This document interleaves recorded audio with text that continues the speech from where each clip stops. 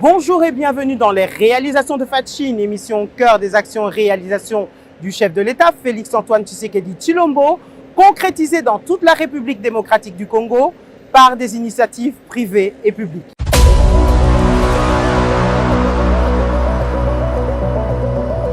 Aujourd'hui, nous sommes à l'ONEM, Office national de l'emploi, le service public de l'emploi de la République démocratique du Congo, pour vous faire découvrir les stratégies et plans d'action mis en œuvre pour accompagner la vision du chef de l'État de créer plus d'emplois en RDC. Quelle est la politique de l'ONEM en matière de mesures d'accompagnement des chômeurs dans toutes les étapes de la recherche de l'emploi convenable? Comment le service public de l'emploi de la RDC aide-t-il les entreprises et les autres organisations dans toutes les étapes de la recherche de travailleurs qui correspondent à leurs besoins, ainsi que dans l'organisation des sessions de présélection et de sélection des candidats à l'embauche? Rencontre avec le DG de l'ONEM, Maître Fanon Beya, pour nous en parler.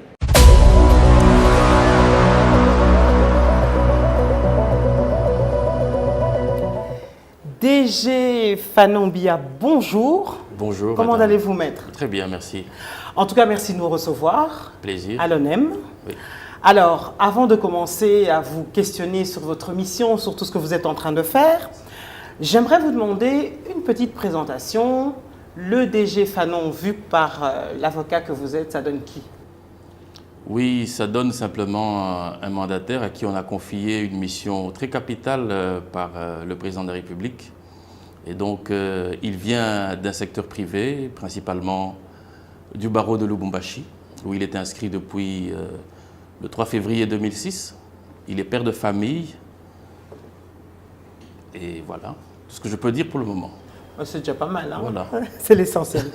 Alors, en tant que service public de l'emploi de la RDC, quels sont les services que vous offrez aux demandeurs d'emploi et quelles sont les conditions d'affiliation, d'obtention de la carte de demandeur d'emploi? Ça se passe comment? Dites-moi. Ok, très bien.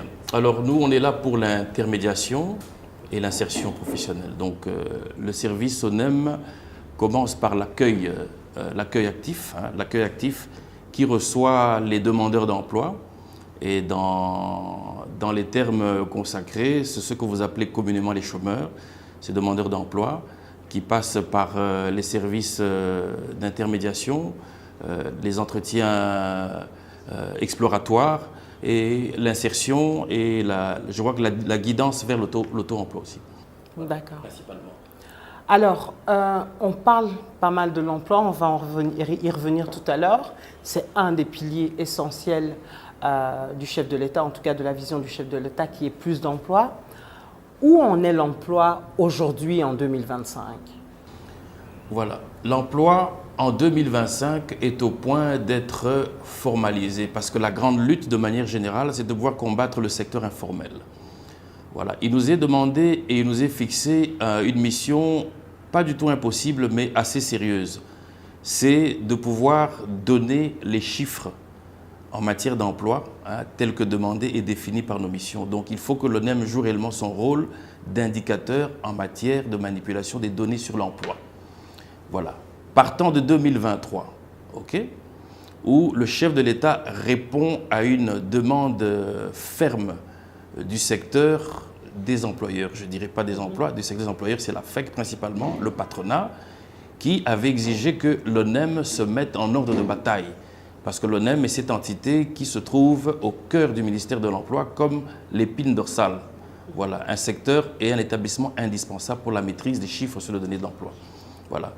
Un conseil d'administration a été nommé en 2023 et un travail a commencé à être fait, notamment sur l'état des lieux et la redynamisation des services de l'ONEM. Ce que nous devons faire, c'est savoir vous dire combien d'emplois nous avons, combien nous manquons, combien nous échappent et combien il faut en créer. Il faut avoir des chiffres.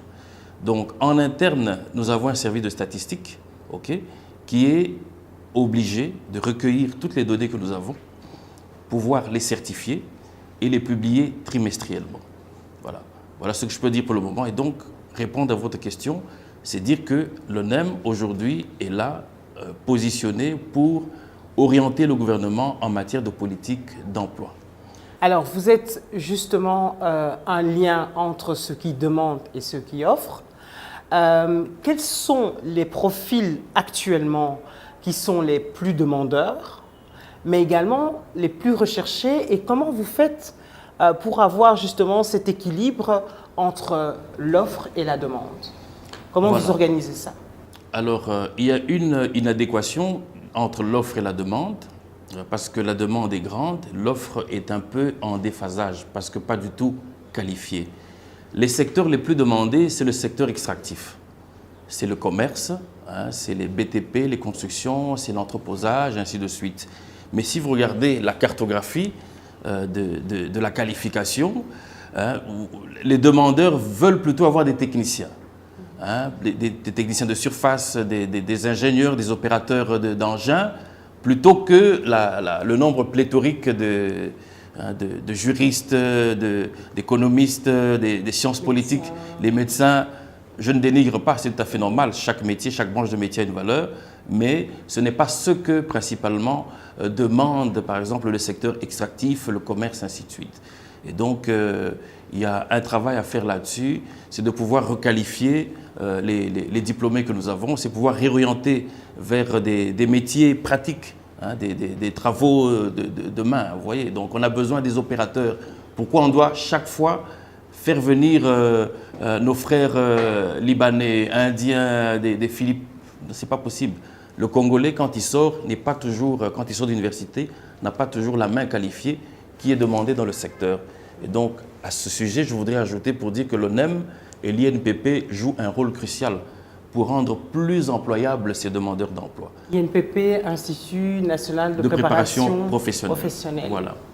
Alors, il y a des jeunes qui nous regardent et qui se disent « Oui, mais DG, on vient de terminer nos études, on n'a aucune perspective d'avenir parce qu'on a l'impression que Moussala est zadé, qu'on ne va jamais trouver quelque chose. En plus, on a parfois passé 3, 4, 5 ans derrière les bancs, sur les bancs de l'école, de l'université, et puis ils se retrouvent là, un peu livrés à eux-mêmes. Quel serait votre message à ces jeunes-là qui se disent de quoi va être fait demain? Le message est très clair, hein. Je m'adresse principalement à tous les jeunes Congolais.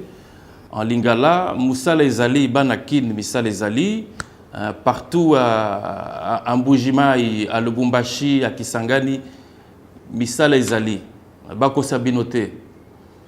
Par contre, il faut aussi savoir que l'ONEM existe pour vous les jeunes. Voilà. Hein, pour ne pas vous perdre, nous avons travaillé à la vulgarisation de l'ONEM et ses missions. Beaucoup ne savent pas l'ONEM. Je pense qu'on fera plus tard un exercice de promener notre micro pour demander dans les jeunes ONEM et Zandini. Bon, on va tomber de nos chaises, hein, ça va être difficile. Mais vous devez savoir qu'il existe une maison de l'emploi. C'est l'ONEM. OK? L'ONEM est là, venez vous enregistrer. L'ONEM est implanté dans toutes les communes de toutes les villes. Et aujourd'hui, avec l'aide de Madame la Première ministre Judith Suminwa, nous allons implanter les bureaux de l'ONEM dans les 145 territoires. C'est pour répondre à cette politique et ce besoin de proximité. Nous voulons aller au-delà de nos limites. Hein. La plupart du temps, vous entendez, pour ceux qui le savent, qu'il faut seulement venir à l'ONEM pour s'enregistrer, demander sa carte d'emploi. Mais l'ONEM aujourd'hui va aller au-delà de cette limite légale. C'est qu'on va aller même à se positionner dans les universités pour recueillir ces demandeurs d'emploi, ces jeunes qui n'ont pas d'emploi, venir les prendre, les identifier, les qualifier, les orienter et les rendre plus employables. Donc, Tokope Sabino Misala, Botala Kaka na ba secteur ya ba mine kuna ba mine tonda kuna na Kisangani, ba mine tonda kuna na Lubumbashi, nde activité ya musala ya makasi ya liboso. Okomona ndeko na biso libanais azaneti yo bazuye kuna ba pesiye $6,000, ba pesiye ndako, ba pesiye piscine. Mais yo mwana ike mwana kine oza na diplôme na yo na IBTP na IFASIC ozo zanga musala. Nyoso wana kozanga koyeba. Il faut venir s'inscrire à l'ONEM. Venez demander de l'emploi à l'ONEM. Venez nous déranger, ne dormez pas. C'est maintenant ou jamais que la jeunesse doit se lever. Nous avons une très bonne politique pour les jeunes. Vous savez c'est quoi? C'est le programme que nous appelons le régime des quotas. Qu'est-ce qu'on va faire dans ce régime des quotas? Si vous regardez bien les demandes d'emploi, les postes vacants qu'on affiche, On exige toujours 5 ans d'expérience, 10 ans d'expérience. Mais si vous avez aussi là, expérience zéro, ça veut dire que vous avez cicaté. Et ça, nous ne voulons pas. Donc, nous voulons, par ce programme de régime des quotas, aller vous prendre dès la sortie d'école, venir vous donner des programmes qualifiants pour vous rendre plus employable. Donc, on va vous apprendre à comment utiliser l'informatique, comment pouvoir faire l'auto-emploi pour être entrepreneur. Vous avez un talent, vous avez un don inné, mais vous ne savez pas l'exprimer. Donc, il faut que quelqu'un vienne susciter ce don-là en vous, qui vienne le faire exprimer. Ça, c'est aussi un travail que doit faire l'ONEM dans l'auto-emploi et la guidance vers l'entrepreneuriat. Donc, le Congolais est d'office très doué. Vous faites le tour dans le monde, un Congolais à l'extérieur, il s'exprime. Partout, c'est un génie. Quand il revient ici, il est absorbé. C'est un problème de structure et d'encadrement. Et l'ONEM est cet office qui est là pour répondre à ce besoin-là. Identifier chaque demandeur d'emploi, chaque Congolais, le guider jusqu'à ce qu'il soit employé parce que l'emploi ne manque pas. Et quand vous avez un emploi, vous revenez à l'ONEM pour demander si vous avez besoin de formation. Les formations continues, il y en a, les remises à niveau, pour que vous soyez toujours au top de la compétence qu'exige tout employeur. C'est très important. Donc, le message que je passe, je le reprends, madame, l'emploi ne manque pas chez nous, mais on a juste un problème d'information. Et l'ONEM va relever ce défi de pouvoir vous informer. Et preuve à l'appui, on va vous dire qu'il existe des programmes, tant de stages, même si ce n'est pas correctement réglé par le Code du travail, des entreprises comme CEP Congo, des entreprises comme CDICO, des entreprises comme Orange, des entreprises comme Robank, ils ont en permanence des informations et des stages organisés. Lorsque vous ferez ce programme des régimes de quotas et de stages, l'entreprise va vous donner ce stage-là, peut vous employer directement. Quand vous sortez de ce stage, vous revenez, on va certifier par un papier que vous avez fait un stage qualifiant, certifiant, et comme ça, plus personne ne va vous opposer le manque d'expérience. Et l'entreprise qui voudra opposer ça devra nous prouver qu'il a réellement cherché, qu'il n'a pas eu avant d'aller chercher un poste à donner aux étrangers. Je pense que c'est le message que je peux donner et on va rester cette année pour la suite de notre mission pouvoir vulgariser ce bon côté de l'ONEM qui est méconnu jusqu'ici.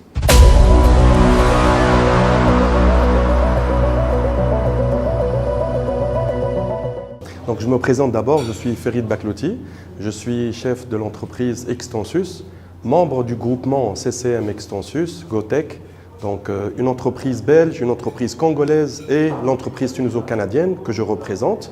Donc, nous avons été retenus par la coopération Enabel, la coopération belge, qui finance justement ce projet. Je dirais d'abord que c'est un projet très ambitieux, félicitations, parce que ça couvre un grand volet de la digitalisation des services de l'ONEM. Donc c'est un projet qui va s'étaler sur plusieurs phases, dont on développe à chaque fois un bon parti logiciel. Donc la première qui vient d'être achevée, qui tenait sur 150 jours, qui livre un peu un certain nombre de modules principaux, qui va être ensuite suivi d'une autre phase du même projet pour livrer les modules complémentaires, encore sur 150 jours, et encore une troisième phase qui va couvrir l'application mobile de ce qu'on a développé aujourd'hui. Donc de manière générale, je pourrais dire que c'est un projet de digitalisation des services de l'ONEM, que ce soit les services qu'on offre pour les chercheurs d'emploi ou encore les services qu'on offre pour les entreprises en tant que telles et les services qui sont réalisés par l'ONEM. Donc, pourquoi qu'on est là? Parce qu'il y a eu cette soumission, un projet lancement d'appel à candidature internationale. On a soumissionné et on a été retenu. Et puis voilà, donc on est là. On n'est pas à notre première expérience en RDC parce qu'on a déjà eu à travailler sur d'autres projets avec la RDC. Donc, pour les jeunes, c'est très simple. C'est vraiment possible. Donc, avec tout ce qu'on est en train de voir dernièrement, un peu en Afrique, un peu partout, je pense que l'Afrique se lève et se relève. Donc tout est possible. Il n'y a absolument aucune différence entre un jeune Congolais, un jeune Tunisien, un jeune Malien, Tchadien, etc. Je pense que la volonté est là, les compétences sont là. Et je vous encourage vraiment à pousser, à être présent, à participer à l'utilisation de cette plateforme qui est faite justement pour vous encourager à trouver du travail, peu importe où est-ce que vous vous trouvez en République démocratique du Congo.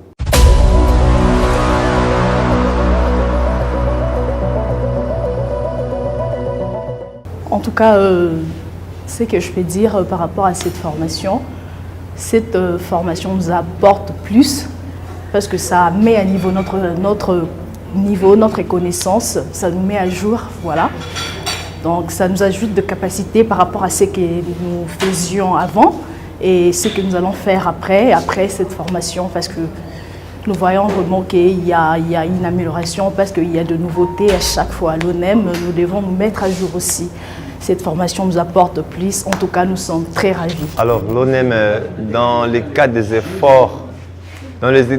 efforts, qu'il fournit pour améliorer la qualité des services, grâce à l'appui d'Enabel, s'est doté de la plateforme digitale qui doit gérer toutes les interactions entre lui et ses partenaires, notamment les demandeurs d'emploi et les entreprises. Alors aujourd'hui, là, c'est la formation à l'administration et l'utilisation de la dite plateforme. Vous voyez, donc, on a conçu, maintenant on doit l'utiliser. D'abord, il faut des gens, des informaticiens pour la gérer. Ça veut dire qui vont entrer, ils vont faire quoi, tout ça c'est l'administration, les fonctionnalités. Maintenant, les services concernés, n'est-ce pas? Dans le cas de l'intermédiation, nous avons l'accueil actif, donc les services qui enregistrent les demandeurs d'emploi, l'orientation qui accompagne les demandeurs d'emploi à l'insertion, et la prospection qui est en contact avec les entreprises, la gestion des offres qui se charge à diffuser les offres de l'ONEM en ligne, n'est-ce pas? Et les statistiques. Ces services-là maintenant sont conviés à cette formation pour les capacités. Ils doivent savoir comment l'utiliser, comment utiliser la plateforme. Donc nous sommes là pour ça. Alors cette formation nous apporte à nous, non seulement nous les agents de l'ONEM, mais aussi aux demandeurs d'emploi, parce que c'est une nouveauté que nous n'avons pas avant. Avant, ce que nous faisions, c'était manuellement. Et aujourd'hui, cette formation nous apporte cette application. Nous allons travailler numériquement. Et ça va nous faciliter, plus que le monde d'aujourd'hui est plus numérique que manuel. Alors, c'est une nouveauté qui est très importante pour nous. Je dis merci au chef de l'État parce qu'avant, il n'y en avait pas à l'ONEM. Et aujourd'hui, on s'est amélioré grâce à lui.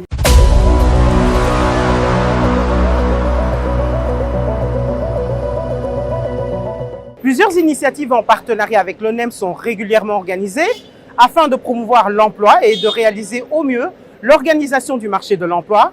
Ce fut le cas notamment en février dernier avec la première édition du Salon de l'emploi et des métiers initié par l'Institut national de préparation professionnelle INPP. Cet événement majeur ayant rassemblé pendant 4 jours entreprises, institutions publiques, experts en emploi et jeunes chercheurs d'opportunités autour de débats, ateliers et rencontres enrichissantes avait été consacré à la promotion de l'insertion professionnelle et l'adéquation entre formation et emploi en RDC. Avant de parler de ces défis que vous êtes en train de relever, là vous avez parlé à ce jeune qui vient de sortir de l'école. Et puis un autre jeune qui dit, mais DG, je n'ai pas eu les moyens de pouvoir aller à l'école. Et bon, ngonga, nakenda classe. Siko nga na kozwa musala te. Musa bureau na yebite. Tant mususu kotanga na yebite. Kokoma na yebite. Qu'est-ce que vous dites à ce jeune-là qui n'a pas eu les moyens d'avoir une formation? À ce jeune-là, l'INPP, là, il fait beaucoup pour ce genre de personnes. Et effectivement, il doit commencer par venir s'identifier chez nous. Comme on l'a dit, il s'identifie chez nous, il passe par tous nos services, on l'identifie, on le qualifie et on va l'orienter. Si on découvre, parce que le talent existe, effectivement, qui n'a pas de diplôme, il peut faire quelque chose, on va l'orienter vers l'institution qui peut l'aider à devenir quelque chose. On peut l'amener vers des institutions qui vont l'aider à promouvoir une initiative, une entreprise. Vous avez le FOGEC, vous avez l'ANADEC, toutes ces entités que le chef de l'État a redynamisées, c'est pour favoriser aussi justement cet auto-emploi. Et c'est la majorité, quelquefois, de nos jeunes qui n'ont pas étudié, mais qu'il faut rendre utile en société. Donc l'emploi, ce n'est pas seulement dans les bureaux. L'emploi, ce n'est pas seulement dans les services publics. L'emploi, ça peut être beaucoup plus que ça. Et pas du tout. Et c'est ça le narratif qu'il faut changer. Voilà. Il n'y a pas que les bureaux, il y a beaucoup de choses à faire au Congo. Parce qu'on nous récite tout le temps que le Congo est immensément riche. Mais la richesse est de ce que celui qui n'a rien fait peut, avec l'intermédiation, avec l'orientation professionnelle, avec un financement, peut découvrir, innover quelque chose. Et ça ne manque pas. Vous n'aviez qu'à passer, c'était je pense au mois d'octobre, Il fallait venir à la foire de la formation professionnelle initiée par le ministre Marc Ekila. Vous allez voir que des gens qui n'ont pas étudié peuvent vous fabriquer des chaussures, peuvent fabriquer des béquilles et ainsi de suite, pas mal de choses. Donc le talent est là. Mais comme je l'ai dit, c'est par l'ONEM qu'il faut commencer. L'ONEM, Walanda Koyamusala Congolais Nyonso. Il ne faut pas se bloquer pour dire je ne sais rien faire, ma vie est condamnée, voilà. Non, venez, nous on va éveiller les talents en vous qui sont cachés même quand vous n'avez pas de diplôme. C'est ça notre mission. Si on ne fait pas ça, de quoi serons-nous fiers un jour d'avoir existé comme ONEM? Des défis, vous en avez? Quels en sont les axes et quels sont les plans d'action pour relever ces fameux défis? Vous en avez parlé tout à l'heure. Il y a, à mon avis, il y a des défis à tous les niveaux. Et surtout, vous avez parlé de quelque chose d'essentiel, c'est l'information. Les gens n'ont pas toujours l'information de l'existence de l'ONEM, l'Office national de l'emploi, qui est situé en plein centre-ville d'ailleurs. On va voir l'adresse défiler dans quelques instants. Quels sont les défis et comment vous essayez de les relever? Voilà. Nous avons retenu, je pense, 5 défis, si je ne peux me tromper, avec le conseil d'administration, parce que ça a été demandé justement par la tutelle. À la suite, si je dois revenir dans les dates et rester cohérent, c'était le 20 janvier 2024 que le chef de l'État a prêté serment. Il a promis, il a mis l'emploi comme premier axe de son second quinquennat. Le 26 janvier, oui, ça devait être une réunion du Conseil des ministres. Le chef de l'État a insisté qu'il fallait renforcer les structures de l'État, surtout dans le secteur de l'emploi. Et après ça, s'en est suivi un débriefing spécial avec son Excellence, Monsieur le ministre Mouyaya. Le chef de l'État a insisté, il a cité l'ONEM. À la suite de ces 3 sorties du chef de l'État, le ministère nous a interpellés pour, comme organe technique, travailler sur une stratégie. Et cette stratégie a été envoyée à la tutelle et je pense qu'elle se situe à 5 axes. 5 axes ou 5 points, 5 défis. Je dirais le défi organisationnel, le défi lié aux ressources humaines, opérationnel, financier et temporel. Voilà. Organisationnel, l'ONEM a été créé en 2002 et ce n'est qu'en 2023, par la perspicacité de son chef de l'État, que le chef de l'État décide d'abord de placer l'emploi au premier axe. Je ne pense pas me tromper que depuis que le Congo est Congo, c'est le premier président de ce pays qui fait de l'emploi sa première priorité. Ça, c'est un message. C'est qu'il veut mettre un terme à l'injustice sociale. Il veut restaurer la justice sociale. Sans l'emploi, rien ne va se passer au Congo. Il ne faut pas se faire d'illusions. Tous les chefs d'État au monde, quand ils vont en campagne parler à leur population, ils ont les chiffres de l'emploi en main. Nous avons été fautifs de ne rien offrir à notre président. Voilà comment lui rectifie les choses. Et l'institution, comme je vous l'ai dit, l'institution indispensable, c'est l'ONEM. En 2023, nous faisons le constat que l'ONEM n'a pas d'organigramme. C'était le défi organisationnel. Nous avons conçu et travaillé avec des experts pour remettre un organigramme au sein de l'ONEM. Nous avons un défi lié aux ressources humaines. Il faut former d'abord les agents de l'ONEM. Donc, comme on l'a dit, nous ne sommes pas partisans de la théorie du cordonnier mal chaussé. Nous ne voulons pas ça. Nous voulons prétendre donner de l'emploi aux jeunes. Nous voulons employer ceux qui travaillent, mieux employer ceux qui travaillent. Mais ça doit commencer par nous-mêmes. Donc la formation est importante. Donc nous allons passer, après l'approbation de ce cadre organique et l'organigramme par la tutelle, nous devons passer en interne par un bilan de compétences. Le bilan de compétences pour requalifier d'abord tout le monde. Voilà. Troisièmement, c'est le défi opérationnel. Nous sommes à l'ère du numérique. On ne peut plus rien concevoir ni rien faire sans la magie du numérique. C'est comme ça que nous sommes passés à la stratégie de digitaliser l'outil de travail de l'ONEM. Et grâce à un partenaire étranger qui s'appelle Enabel, je pense que d'ici le 30 juin, vous allez avoir tous les services que vous avez vus qui sont réalisés manuellement être faits directement en ligne.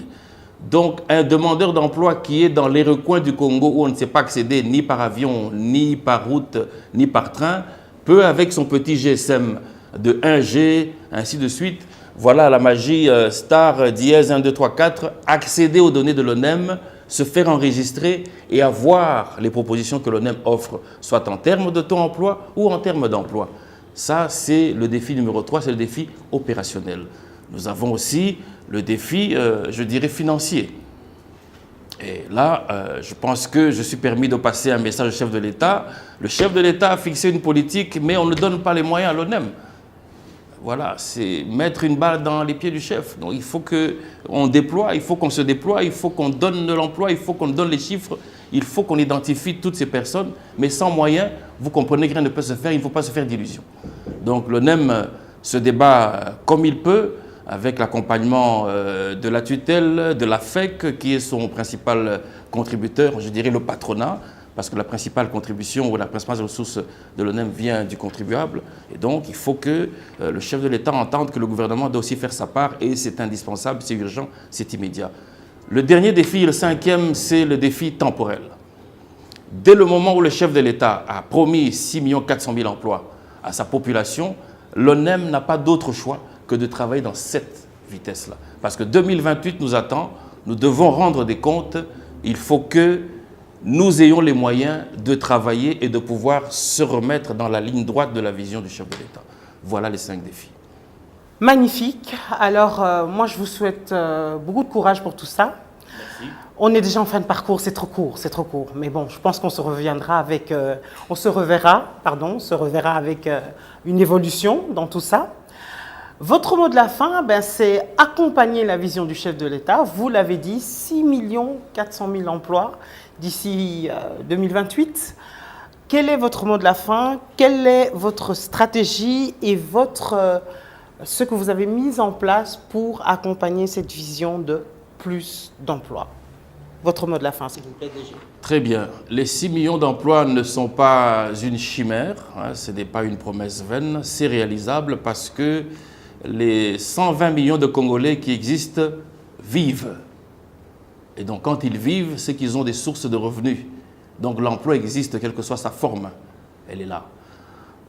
La première chose était d'abord d'identifier les emplois qui existent.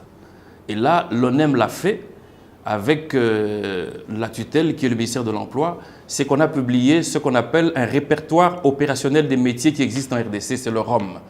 Les métiers qui existent au Congo existent et ils sont documentés dans un gros livre qu'on appelle le ROM.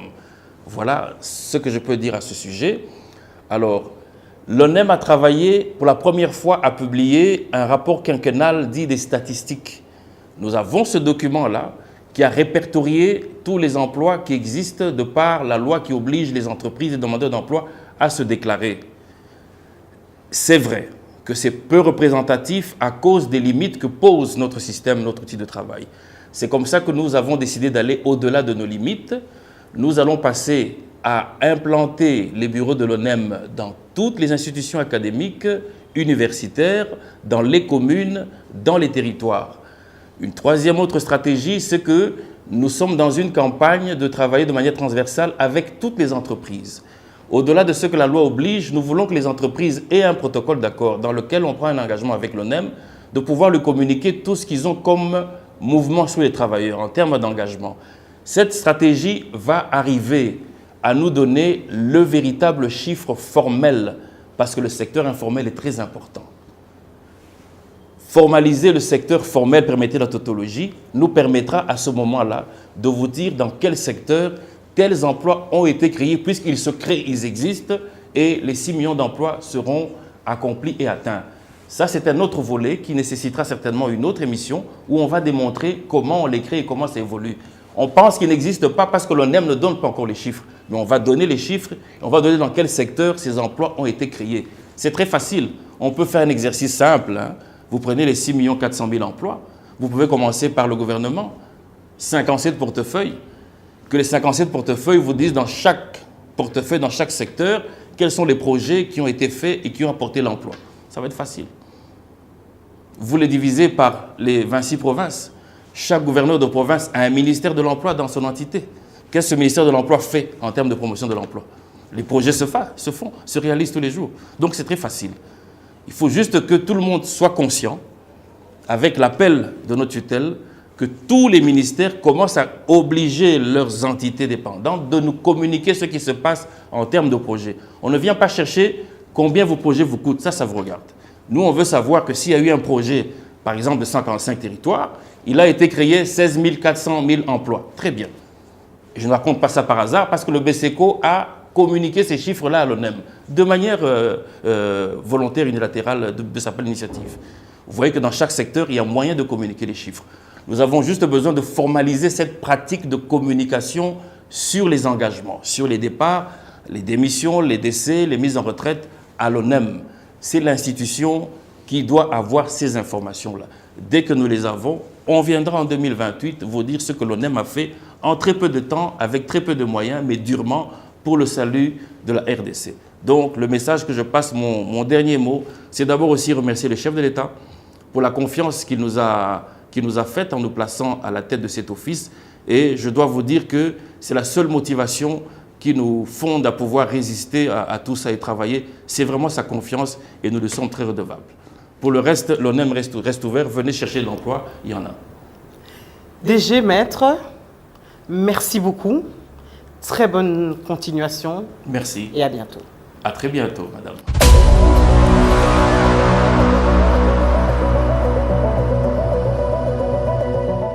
Notre émission est à présent terminée. Merci de l'avoir suivi. Merci à l'équipe technique et rendez-vous très bientôt pour un autre numéro de votre émission Les réalisations de Fatchi.